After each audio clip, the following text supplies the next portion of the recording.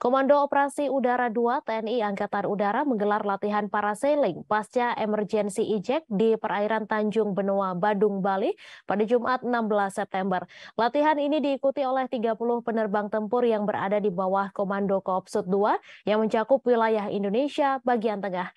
Panglima Komando Operasi Udara Marsikal Muda TNI Widyargo Iko Putra mengatakan latihan yang digelar ini sebagai upaya untuk merefresh kembali kemampuan para penerbang dalam melakukan pendaratan. Untuk informasi selengkapnya akan disampaikan langsung oleh wartawan Tribun Bali, Zainal Nur Arifin yang kini sudah terhubung bersama kami. Silahkan rekan Zainal. Ya, selamat sore rekan media studio dan Tribun dimanapun berada. Dapat dilaporkan bahwa Komando Operasi Udara atau Koopsut 2 TNI AU hari ini sukses menggelar kegiatan latihan parasailing pasca emergency eject di perairan Tanjung Benoa, Nusa Badung, Bali. Yang mana latihan ini diikuti oleh 30 penerbang tempur yang berada di bawah Komando Koopsut 2 yang mencakup wilayah Indonesia bagian tengah. Di mana Koopsut 2 sendiri membawahi daripada 4 skadron, yaitu dari Skadron Udara 3, Skadron Udara 11, Skadron Udara 14, Skadron Udara 15, dan Skadron Udara 21. Latihan ini digelar secara rutin setiap tahunnya dengan jumlah penerbang yang disesuaikan pada setiap tahunnya. Tahun lalu juga dilakukan pelatihan yang sama di lokasi perairan Tanjung Benoa tersebut.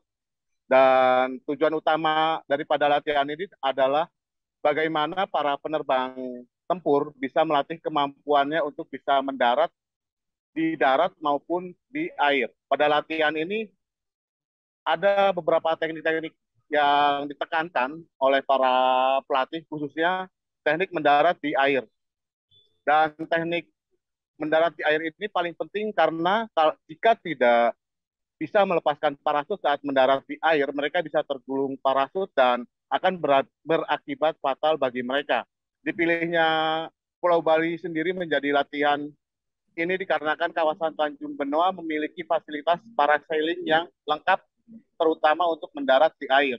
Dan penggunaan parasailing ini hampir mirip dengan menggunakan parasut dari emergency eject yang ada di dalam kit pesawat tempur. Dan dari pernyataan salah seorang peserta, yaitu Letda Naufal, menyampaikan bahwa dalam latihan tadi ia kesulitan melepas harness sebelum mendarat, karena harness tersebut harus dilepaskan secara bersamaan kanan dan kiri agar parasut tersebut dapat terbuka dengan sempurna dan dapat mendarat di darat maupun di air dengan sempurna. Demikian rekan media studio.